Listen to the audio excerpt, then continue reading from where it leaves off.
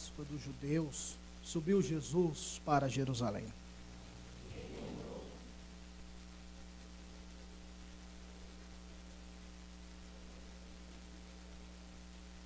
Tendo feito um azorrague de cordas, expulsou todos do templo, bem como as ovelhas e os bois, derramou pelo chão o dinheiro dos cambistas, viram as mesas.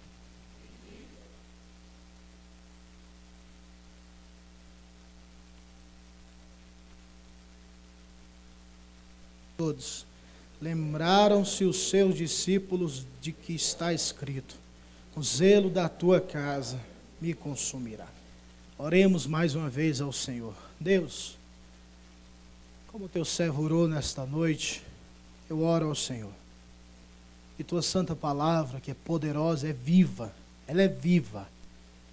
Que o Senhor nos conceda a graça de ouvirmos a tua voz por meio do santo livro. E que teu Espírito Santo conceda-me a graça de transmiti-la no poder do Espírito Santo, de forma inteligível e acessível, para que o teu povo seja exortado, consolado e edificado. É minha oração, no nome do Senhor. Amém. Meus amados irmãos e irmãs, uma das coisas que chama a atenção quando lemos a palavra de Deus é que muitas coisas apresentam-se aparentemente de forma contraditória na Bíblia Sagrada.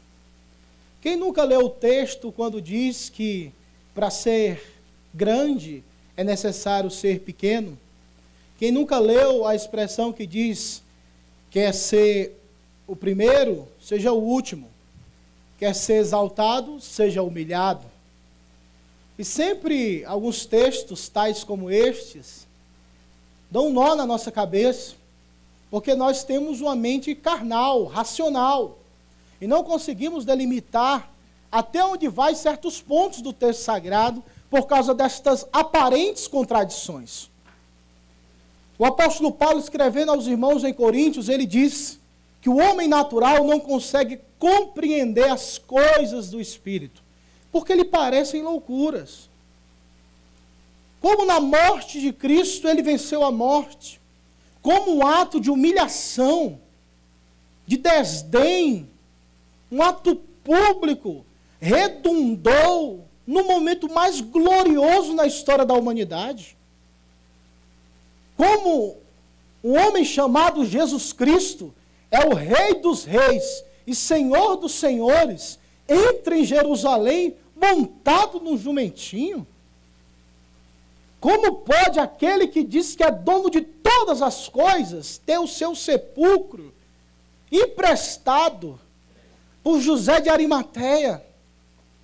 Então, quando você se depara com algumas passagens bíblicas, principalmente aquelas que se apresentam a nós de forma contraditória, dá um nó na nossa mente. E não conseguimos pegar o ponto de contato, o ponto de equilíbrio. Nesse texto, muitas pessoas fazem alusão a esse texto quando dizem: nossa, mas Jesus Cristo não era pacificador? Aqui nesse texto é claro e percebemos a ira, o zelo de Jesus Cristo expulsando aqueles que estavam no templo. Porque quando Jesus sobe a Jerusalém, e este é o primeiro momento, são 4 evangelhos do Novo Testamento. No Evangelho de João, ele apresenta o primeiro momento onde Jesus Cristo se coloca diante daqueles que eram comerciantes dentro do templo. Nos outros evangelhos, Mateus, Marcos e Lucas, eles apresentam este segundo momento na véspera da Páscoa, onde Jesus Cristo seria entregue à morte. Então, nos evangelhos é possível observar 2 momentos. No início do ministério de Cristo, e no final do seu ministério, aproximadamente 2 anos antes de ser entregue à morte, ser sentenciado à morte, ele também trata dessa forma da purificação do templo. Então, quando você vê aquele que pregava o amor, pregava a paz, bem-aventurados pacificadores, porque eles verão, porque eles serão conhecidos e chamados filhos de Deus. Mas neste momento você vê um perfil diferente. E você olha assim, rapaz, será que é Jesus Cristo mesmo aqui? Porque nós temos uma concepção errônea de sentimentalizar muitas coisas. Por exemplo, hoje, qual é a palavra mais universal que traz a paz, que traz a união e que traz a amizade entre os povos? O amor. E o amor exclui a verdade, de certa forma, porque sempre dizemos que a doutrina nos separa, mas o amor nos une. Então nós divorciamos da pessoa bendita suas características de ser justo, verdadeiro, santo, amoroso e também irado. A Bíblia diz que Deus se ira todo dia. E na minha mente limitada e na sua mente limitada, não conseguimos conceber isso. Ou é amor ou é ira. Não tem como andar os dois juntos. Mas neste momento, Jesus se apresenta após o período da Páscoa, entra no templo, nesse período festivo, e observa esses vendedores, movido pelo zelo, movido pela indignação de ver aquele ambiente, que deveria ser um ambiente de adoração, se tornando em um covil de ladrões. Jesus Cristo pega umas tiras, faz aquele chicote santo, e senta o rei. Sai quebrando tudo. E alguns estudiosos dizem, porque a Bíblia não deixa claro, que ele açoitou alguém. E nenhum dos textos fala que ele agrediu alguém. O que foi que aconteceu? Pelos animais, bois, entre outros, Jesus Cristo dava aquela batida, na minha terra chama de chibatada. Dava aquela chibatada e o boi saía desembestado. Saía feito um louco. Então os donos corriam atrás.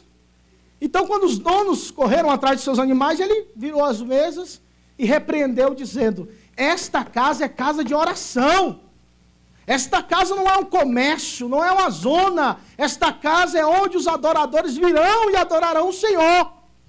Muitos teólogos e algumas interpretações se aplicam aqui quando dizem que os sacerdotes, sabendo desta prática, eles ganhavam dinheiro, cobravam mais caro, porque todos os peregrinos que chegavam ao templo para adorar ao Senhor, eles não tinham condições de trazer os animais, porque eram animais sem defeitos. E a estrada, a peregrinação, fazia que o animal viesse machucado, e Deus não aceitava ofertas maculadas. Então os sacerdotes negociavam com os vendedores para trazer os animais perfeitos, para que estipulasse o preço e os peregrinos pagassem esse preço. Um preço gigantesco, algo fora do padrão daquela época. Outros interpretam que esses viajantes pagavam pelos animais, e quando o peregrino, o gentil convertido, apresentava ao sacerdote, o sacerdote levava este animal para o santo lugar, mas não sacrificava. Ele devolvia para o cambista lá, para ser revendido novamente. Então não estava acontecendo um ato de adoração. Era verdadeiramente uma feira.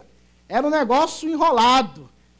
Era o rolo mesmo acontecendo desde aquela época. Mas o Senhor apresenta-se como aquele que é o zeloso. Aquele que está pronto a honrar o nome de Deus acima de todas as coisas. E nesse texto eu quero, nesta noite, juntamente com os irmãos, aprender com o Senhor. O que significa ser um cristão zeloso? O que significa ser um cristão zeloso? Primeiro de tudo, e eu quero que você leia comigo, do versículo 13 e 14, a Bíblia nos ensina que o cristão zeloso é um cristão que observa. Versículo 13 e versículo 14. Por favor, leiamos os dois versículos. Estando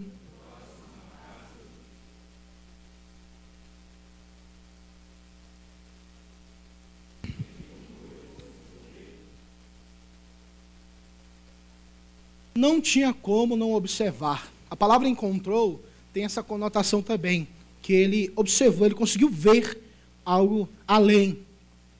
E meus irmãos, quem anda em feira, ou quem já andou em feira, sabe que o negócio é barulhento.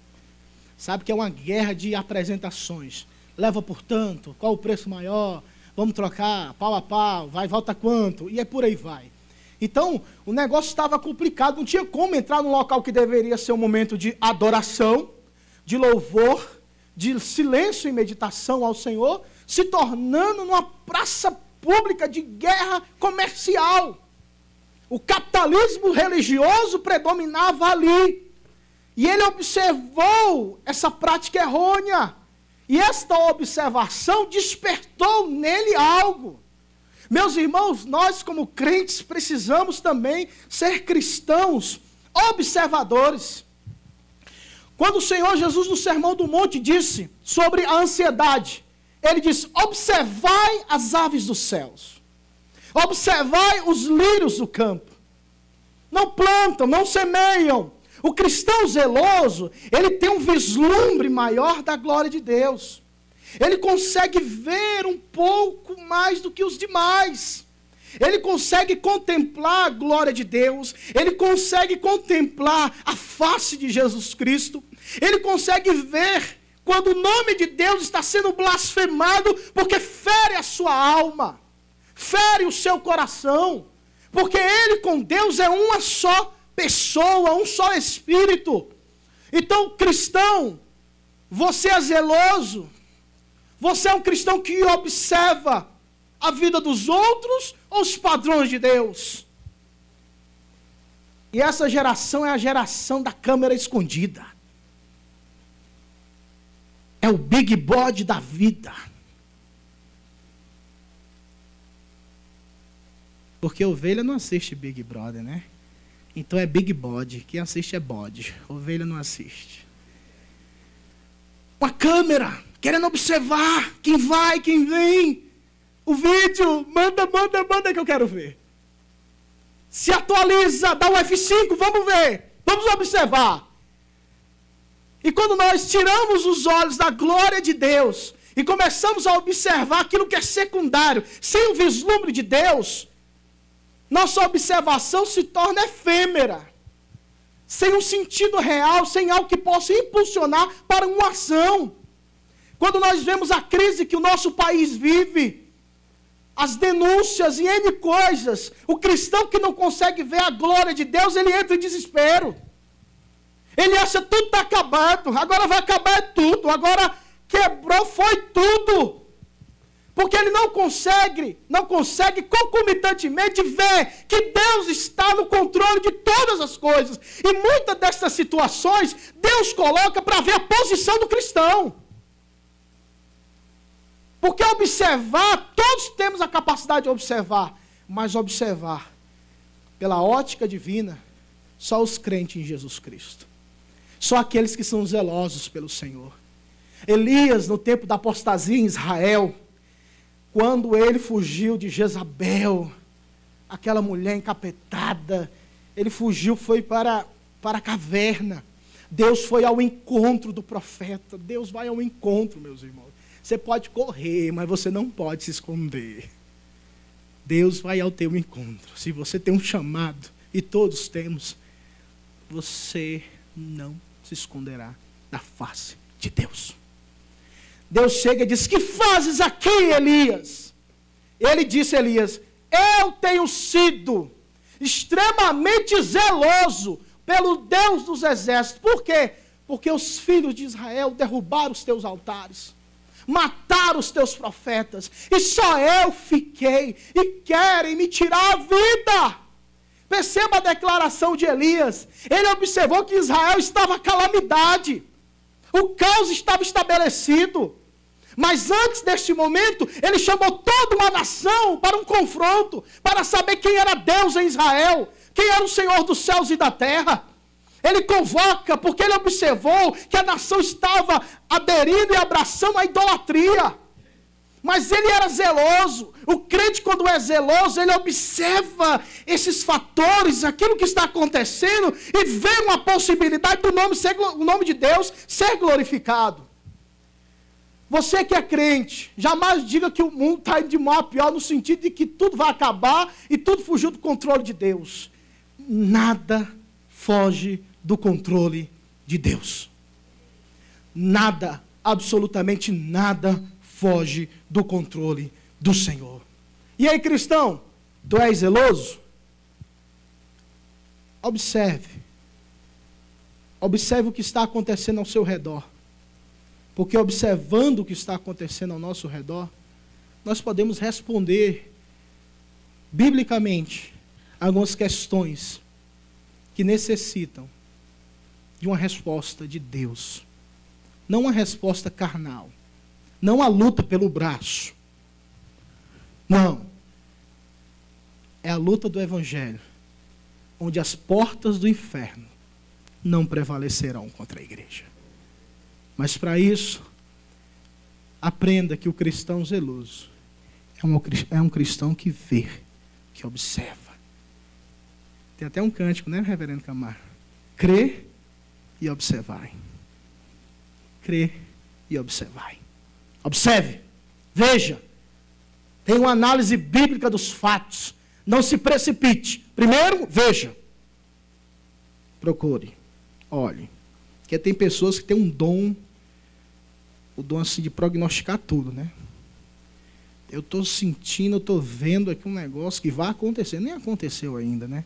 Mas aquilo que nós já temos, sejamos observadores, para que o zelo de Deus seja manifestado e a honra do nome do Senhor seja elevada. Outra coisa que nós aprendemos com o cristão, ou aquele que verdadeiramente é um cristão zeloso com o Senhor, é que depois que ele observa, que ele vê, que ele tem essa análise dos fatos, ele age. Versículo de número 15. Leia comigo o versículo de número 15. Tendo feito...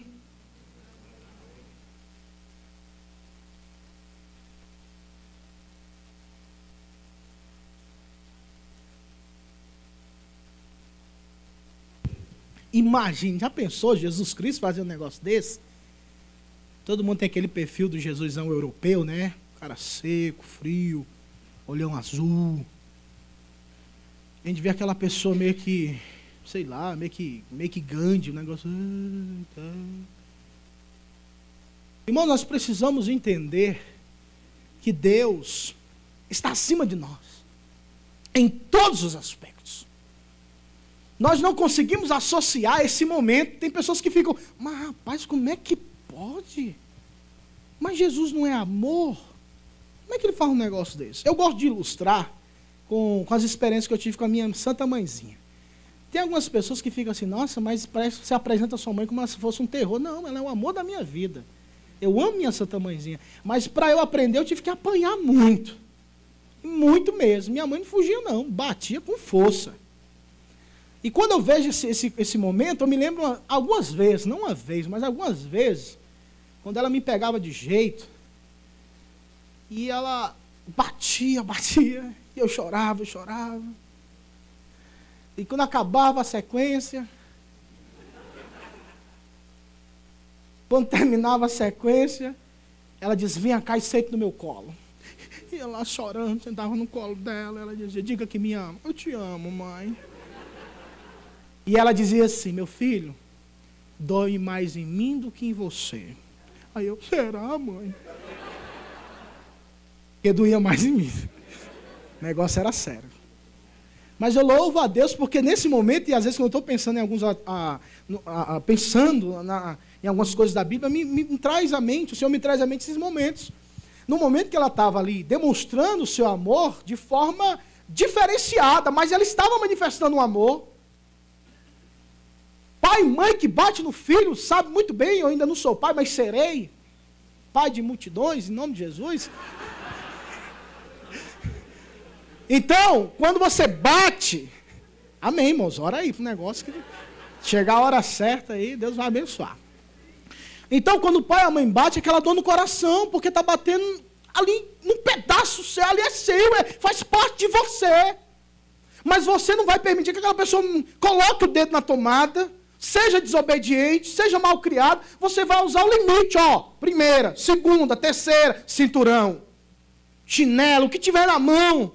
Mas por quê? Porque você ama, você quer ver o bem, e você chega no limite, e esse limite muitas vezes é mal compreendido, e a tal ponto que as pessoas, claro, tem uns extremos da vida, mas a tal ponto que o governo quer tirar privilégio do pai e da mãe de educar o seu filho. E a Bíblia diz que o pai e a mãe que açoita o seu filho no tempo certo, o pai e a mãe que ama o seu filho no tempo certo, o açoita. Não é para matar o menino toda hora, mas no tempo certo, ou seja, na hora que precisar, faz parte, meu filho.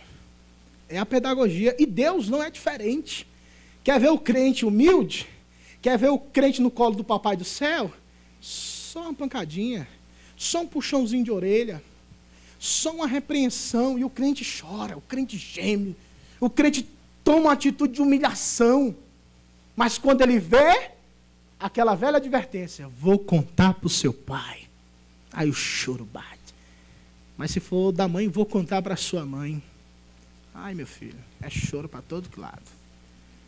Mas nesse momento as pessoas não conseguem entender como Deus amoroso vai açoitar seus filhos. Deus é amor. E nós caímos para o lado do sentimentalismo barato, sem responsabilidade, sem amor. Já preguei uma vez, numa quarta-feira, aqui sobre o versículo de João 3,16. O versículo de João 3,16 diz algo profundo que às vezes passa desapercebido. Porque Deus amou o mundo de tal maneira que deu o seu Filho unigênito para que todo aquele que nele crê não pereça, mas tenha a vida eterna. No mesmo versículo que apresenta o grandioso amor de Deus, apresenta também a condenação eterna. Para que todo aquele que nele crê não, o que é não perecer? Ir para o inferno, ser lançado do inferno. Este Deus que salva pecadores por amor é o mesmo Deus que lança pecadores do inferno por amor ao seu nome. Quem lançará os pecadores no inferno não é o diabo. Quem lançará os pecadores no inferno não é o capeta, não é a besta, não é ninguém. Quem lançará os pecadores no inferno é o próprio Deus. Porque pecamos contra Deus, ofendemos a dignidade e a santidade do seu nome. Ele próprio, está escrito, disse: as chaves da morte e do inferno estão em minhas mãos. Este Deus que manifesta amor é também um Deus que manifesta ira. E este momento e este episódio é onde ele manifesta a sua ira controlada. E muitos crentes não têm essa percepção de serem iguais ao Senhor. Ah, irmãos, tem umas histórias que o povo não acredita, mas eu tenho que contar. Lá na minha terrinha santa, eu conheci um pastor, e esse pastor era um pastor arrojado. O cabra era macho mesmo. Tínhamos feito uma campanha, cruzada evangelística, e ele contando as histórias da igreja e tal. E ele disse: meu irmão, deixa eu lhe falar, teve uma época aqui, que todo culto entravam 4, 5 bêbados atrapalhando o culto. E os irmãos vendo bêbado, aí o povo... Era uma igreja pentecostal, né? E quando tem um demônio, todo mundo gosta, vai para cima para expulsar. Então o bicho, eu tô capeta, chegava gritando dentro da igreja, e todo mundo saía do momento de culto para ir expulsar o demônio, né? Aí atrapalhava a ordem do culto. E não era capeta. Era ser vergonhice mesmo, né? Era o efeito do álcool. Aí esse pastor disse: irmão, meu amado, mas num dia na oração, o Papai do Céu falou comigo, dizendo ele. E o Papai do Céu mandou criar aquela salinha ali, mostrou a salinha. Olha o nome da salinha: Salinha da Misericórdia. E ele, naquela salinha, deu uma ordem, porque no interior, pastor é igual o delegado, tem ordem, tem moral. O povo fala, ele fala, o povo obedece.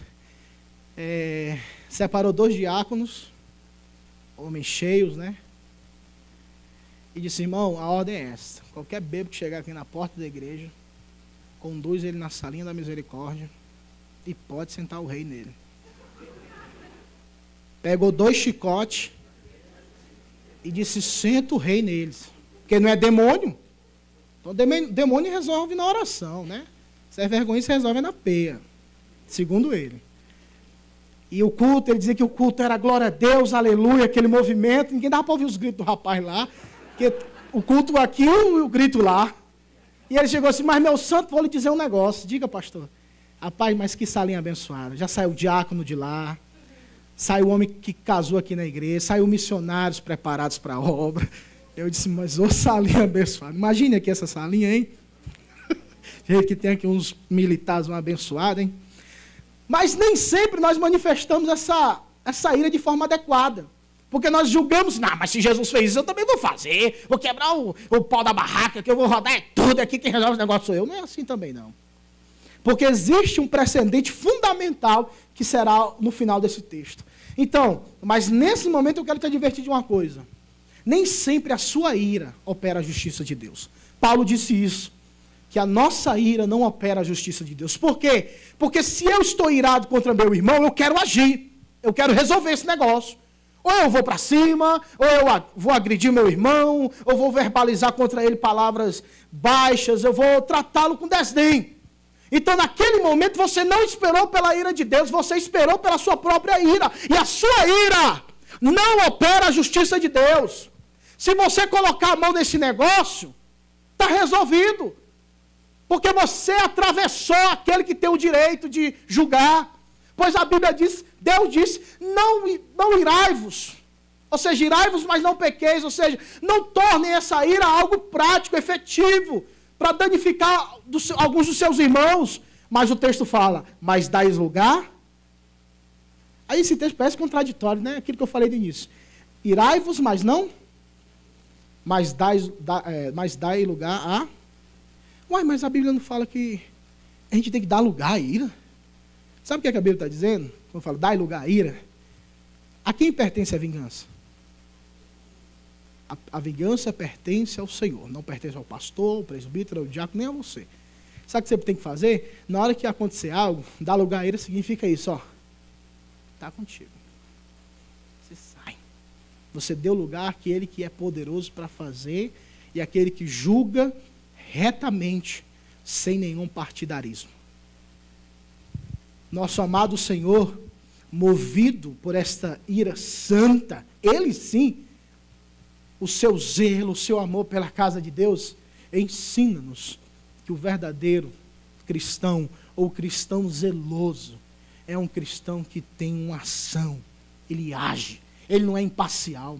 Nós vivemos em tempos difíceis, irmãos. Vivemos em tempos difíceis, dentro do âmbito religioso. Eu não vou falar agora do lado de fora, não, é dentro de casa. É dentro do âmbito religioso. Nós precisamos viver as palavras de Jesus Cristo.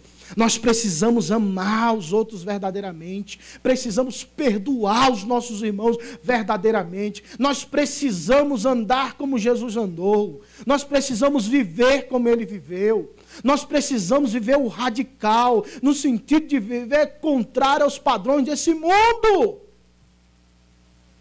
É hora de nos posicionarmos, irmãos, e tomarmos uma atitude, agir segundo os padrões de Deus.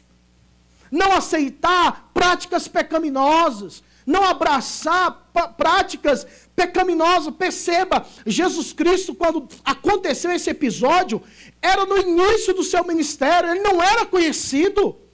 Ele teria aproximadamente 3 anos de ministério, ele não era conhecido nessa época, mas ele teve autoridade, ele teve postura de agir, ele viu o erro e se posicionou. Ele tomou uma atitude. E às vezes nós achamos que isso pode danificar a nossa imagem. Imagine eu falar, eu vou me queimar com fulano. Não, não vou me queimar com fulano. Eu não vou me queimar com ciclano. Não posso. Jesus Cristo era novo em seu ministério. Mas mesmo assim, ele tomou postura. Ele agiu. Ele se posicionou. Mesmo diante daquela liderança toda. Porque ele estava onde, irmãos? Dentro do templo. A liderança de Israel ali estava. Mas existia algo muito mais precioso do que a sua popularidade. Sabe qual era? Sabe qual é? O santo nome de Deus. Não seja político não, meu irmão. Não seja político não, minha irmã. Uma das coisas que eu aprendo com o Senhor é que Ele é sincero e verdadeiro, independentemente de quem seja. Ele não olha, os próprios fariseus diziam, tu não olha a posição de ninguém. Quando perguntaram sobre o amor. Mestre, bem sei que tu és quente. Tu não olha quem é a pessoa, não quer saber se é rico, se é pobre. Tu amas a verdade. Isso é que é bom. E nós precisamos lutar, irmãos, porque essencialmente nós somos extremamente políticos. Não vou bater nesse não, porque ele é um desembargador. Ele é um desembargador, então eu vou precisar dele futuramente. Então eu não vou criar atrito com ele agora. Pode ser depois que ele resolver minha causa e pronto. Mas agora não. E nós pecamos. E o nome de Deus é blasfemado, desonrado, porque nossa política fala muito mais do que os padrões de Deus. Que você seja um crente zeloso, um crente que verdadeiramente observa e age segundo os padrões e os parâmetros de Deus. Amém? Continuando na leitura do texto, meus irmãos, versículo de número 16. Leia comigo o versículo de número 16. E disse aos que vendiam as pombas: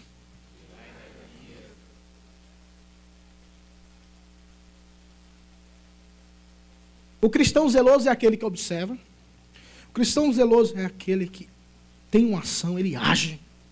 Mas também é aquele que tem um posicionamento. Aí você pode falar, mas parece uma redundância. Não. Porque ele tomou uma atitude, certo? Ele agiu, aconteceu e pronto. Mas depois ele disse, a minha posição é esta. E ele disse aos que vendiam as pombas: tirai daqui estas coisas, não façais da casa de meu pai casa de negócio. Certa vez eu conheci um rapaz, e esse rapaz era tido como um profeta, um cara que Deus revelava tudo, até o CPF. Esse coitado devia trabalhar para o SPC e Serasa, né? Esse cara revelava até o número do CPF, o negócio é profundo, né? E ele, de certa forma, dando uma palavra profética para uma determinada mulher. E depois que ele deu essa palavra, essa mulher o tratou de forma bem rude, porque ele tinha repreendido. E nessa repreensão que ela recebeu, ela foi dar um agrado, falou assim, eu sei que você é um homem de Deus e tal, aquela coisa toda, mas eu quero abençoar a tua vida. Aí ele disse, agora o profeta se vendeu.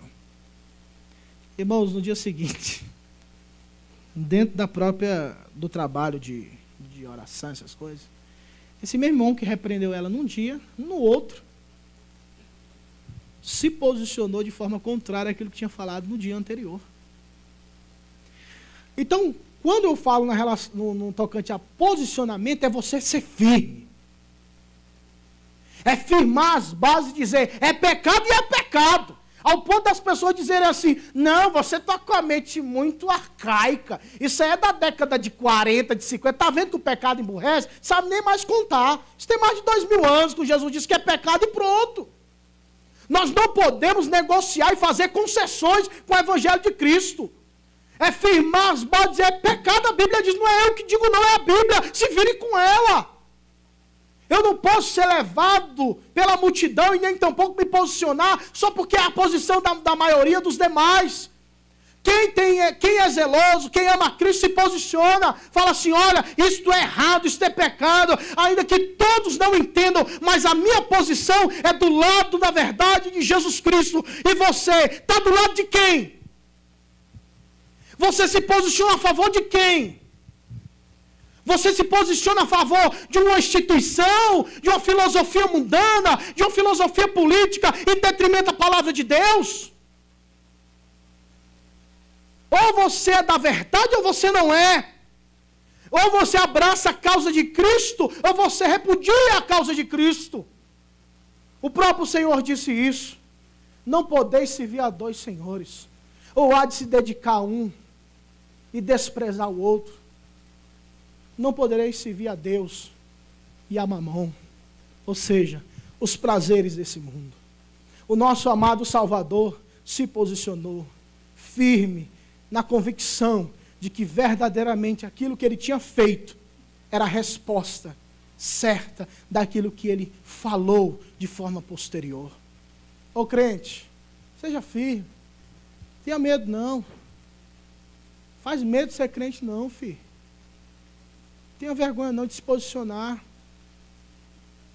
Uma geração tão mundana, tão pecaminosa, onde famílias estão sendo destruídas, vidas estão sendo ceifadas por filosofias errôneas, e você fica querendo fazer concessões. Não, rapaz, deixa isso aqui, não, se posicione, é errado. Por que você não faz isso? Porque a verdade de Deus diz isso.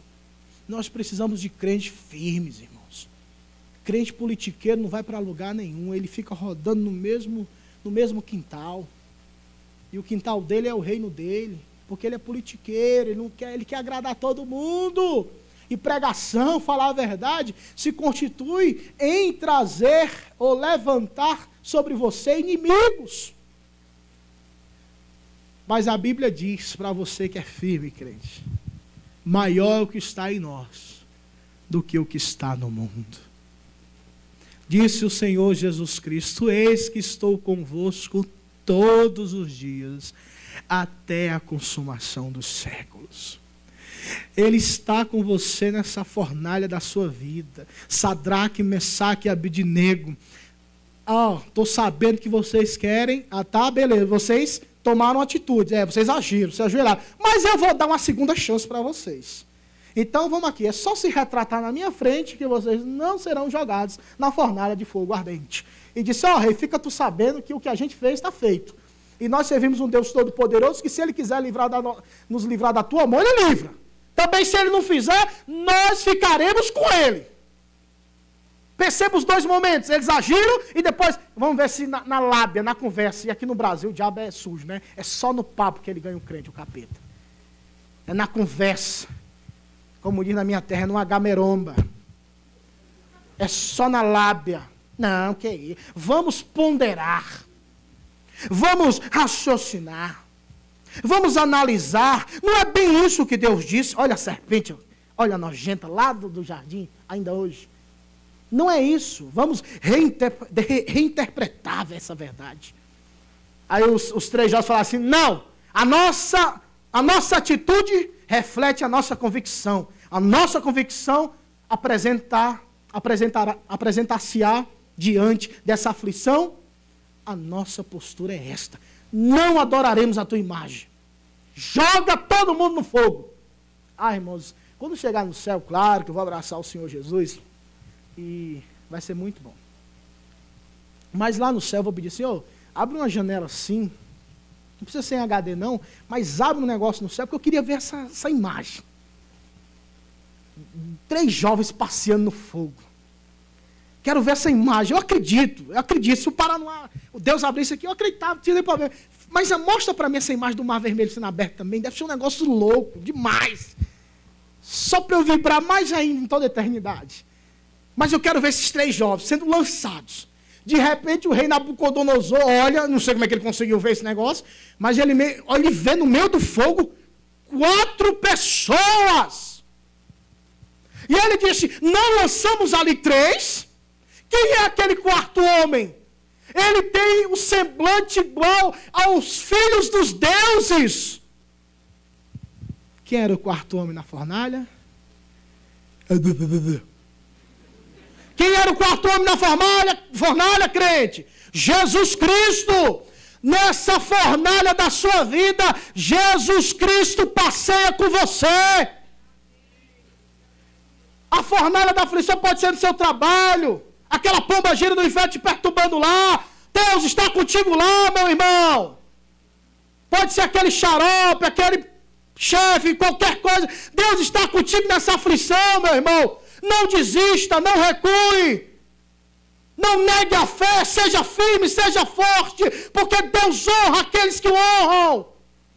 Deus honrará a sua vida, crente. Mas é necessário se humilhar e dizer: eu sei que o meu Redentor vive, e por fim ele se levantará sobre a terra. E quem disse isso foi um homem leproso, tinha um câncer profundo, perdeu filhos, perdeu tudo, mas Jó disse: eu sei que o meu Redentor vive. Deixa de ser frouxo, rapaz. Seja crente, seja valente, seja igual a Jesus Cristo. Aquele que foi o maior de todos os exemplos. Se posicione. Se posicione. Se você é dele, se posicione. Amém? Caminhando para o fim. Versículo de número 17. Leamos o versículo 17. Lembraram-se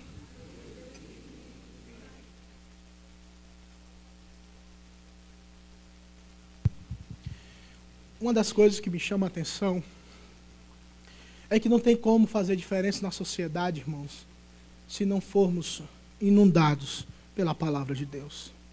Não tem como. Nós queremos uma resposta para a política, mas só responderemos se conhecermos bem a Bíblia Sagrada. Porque senão vai ficar só filosofia, pensamento. E verdadeiramente o que muda a sociedade é o Evangelho de Cristo no tocante a transformar o coração. Transformando o coração, a sociedade será modificada. Não tem um plano que possa modificar a sociedade pecaminosa, não. O único plano bíblico é o da redenção. Porque o que faz a sociedade são os indivíduos. E esses indivíduos são pecadores. E eles só mudarão a sociedade se os seus corações forem transformados. E eu e você somos agentes que precisam pregar essa verdade, mas para isso acontecer, nós precisamos ter essa mesma postura de Jesus Cristo. Ele foi zeloso, ele observou, ele agiu, ele se posicionou e ele deixou o seu legado. Nós faremos a diferença nessa atual geração, irmãos, se a Bíblia fizer diferença na nossa vida. Tem algo que me chama muita atenção no Evangelho de João, quando o Senhor Jesus Cristo disse para os seus discípulos: o mundo guardará a vossa palavra, quando vocês guardarem a minha palavra. A palavra não fará diferença na vida de ninguém se a primeira não tiver feito na minha vida. Não tem como. É por isso que a gente fica batendo na parede toda hora. Porque primeiro tem que resolver dentro de casa, dentro do coração. O Evangelho faz diferença quando ele fez diferença na minha vida. E o que impulsionou Jesus Cristo a esse momento, veja o texto, o zelo. Elias, que eu citei no começo, o que moveu Elias a ser valente, a convocar um testemunho público da glória de Deus, foi o zelo que ele tinha. Falta nos crentes zelosos. Tem muito conhecimento, mas pouco zelo. Tem muita letra, mas falta unção, o poder do Espírito Santo que domine todo o nosso ser. Definir perdão teologicamente é fácil, perdoar é outra coisa. Falar sobre salvação, até o ímpio pode falar, mas ser salvo é outra coisa. Eu tive a experiência de conversar com uma mulher que não era cristã, agnóstica, ímpia. Ela tinha PhD em teologia. E debatendo alguns assuntos teológicos com ela, ela tinha um arcabouço de argumentos que eu fiquei impressionado.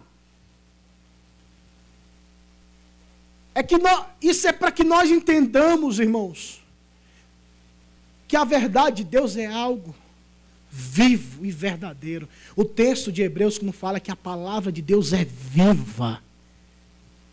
Ela é viva. Ela não é um emaranhado de proposições religiosas, não. Ela tem força. Ela tem vida. Ela chama à existência as coisas que não existem. Antes da minha conversão, toda vez que eu passava em frente a uma igreja, quando eu passava nas ruas de Fortaleza, andando na minha mountain bike, eu andava por ali e via os irmãos pregando na rua. Aquilo me atraía. Parece que puxava. E eu parava para escutar o Evangelho, porque era algo vivo, era verdadeiro, eu não entendia, mas eu queria ouvir. Se eu passasse em frente à igreja, eu parava a bicicleta e ficava ouvindo. Era algo verdadeiro e vivo que atraía. Por isso é que nós entendemos que a perseverança dos santos é algo fundamental e a graça irresistível. Não tem um homem que foi eleito, a mulher que foi eleita pelo Senhor, ela não resiste à voz do Senhor. Ela não resiste à voz de Deus, porque a palavra de Deus gera vida. Se você é crente, você tem que ter esse zelo, crente. Você não pode ser apático, anêmico, não. Disse o apóstolo Paulo à igreja de Roma: no cuidado, não sejais vagarosos, mas sejais fervorosos de espírito, servindo ao Senhor. Servir ao Senhor, nosso Deus. Servir ao Senhor com... Cadê o sorrisão Colgate aí? Cadê? Maravilha, hein? Ou se não tiver nem coragem de rir, mas tudo bem. Servir ao Senhor com alegria. Apresente-se diante dele e saber que o Senhor... Esse zelo tem que inundar nossa alma, irmãos. Essa paixão, esse ardor, esse fervor. Esse zelo de estar pronto a ser repudiado. Esse menino é doido. Isso é um doido. Deixa chamar de doido. O meu amor é pelo Senhor. O meu amor é por Jesus Cristo.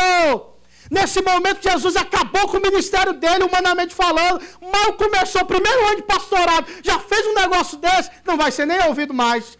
Estava acabando de começar, tinha acabado de começar o ministério. E faz um negócio desse, que eticamente era errado. Então o rapaz vai ser caçado. Mas o zelo do Senhor o impulsionou. O zelo de Deus fez com que ele fizesse uma loucura pelo zelo do nome do Senhor. E aí, crente, o que move o teu coração? O que faz você se levantar toda manhã? Tua referência é Jesus Cristo. Todo domingo tem um pastorzão aqui que chama você a essa comunhão. Que às vezes dá uns gritão, que às vezes a gente não gosta, mas é porque ele é a loucura da pregação, irmãos, porque nós queremos ver você pertinho de Jesus. E se for preciso ser doido aqui na frente, a gente se torna doido, não tem problema. Mas que o nome de Deus seja conhecido e que ninguém durma também. Tem um pastorzão também tranquilo, calmo, um paizão, e também os demais presbíteros, a liderança. Porque o nosso interesse, como diz Efésios, que a liderança foi constituída para que nós cresçamos, para que chegamos à estatura de varão perfeito em Cristo. E nosso interesse é que você, eu, nós, tenhamos uma verdadeira comunhão, que o nosso coração seja movido por esse zelo. Mas esse zelo só existirá em nossos corações se ele tiver sido transformado, regenerado e redimido pelas coisas de Deus, pelo poder do Espírito Santo, para que sejamos zelosos pelas coisas de Deus. Eu não estou dizendo aqui que a gente vai ser quadradão, bestão, não. O que eu estou falando aqui é que o nome de Deus tem que ser honrado no nosso meio. Na minha caminhada cristã no início, eu orava muito: Deus, eu quero poder para pregar a tua palavra. Eu quero assim, eu não tinha muita sabedoria sobre esse assunto. E eu orava: Deus, eu quero pregar e as pessoas, o cego abre os olhos, o aleijado ande. Deus me dá uma voz de trovão. Eu era meio assim, né? Via as outras coisas. Mas depois de um tempo que Deus quebra a pessoa, trabalha na vida da pessoa, diz: Deus, o poder que eu quero é de uma vida santa. O poder que eu quero é de olhar para o meu inimigo e dizer: eu te amo. O poder que eu quero na minha vida é perdoar todo aquele que me ofende. O poder que eu quero é que quando pregar o evangelho, o cego possa ver Cristo. Este é o zelo que nós precisamos ter, irmão, o zelo da glória de Deus. Cristão, seja um cristão zeloso, filho. Seja um cristão que observa, que age, que se posiciona e que deixa um legado. Quando isso aconteceu, não dá para definir se foi na hora ou foi quando o livro de João foi escrito. Porque ele dá uma conotação de que quando ele fez isso, se lembraram que era referente a este zelo, a profecia do Antigo Testamento. Eu espero no dia que Deus nos levar para algum local, não sei, possa ficar o nosso legado para abençoar muitas vidas e que nosso testemunho seja um testemunho que glorifique o nome de Deus. O único legado que eu quero deixar juntamente com a minha família é aquela. Foram servos de Deus que testemunharam o nome de Jesus Cristo. Com alegria. Não porque era cearense. É porque tinha Jesus no coração. Porque Jesus em nossos corações formoseia o rosto. Que teu rosto seja formoso pela alegria que mora em seu coração, que se chama Jesus Cristo. Amém? Fiquemos de pé e oremos ao Senhor.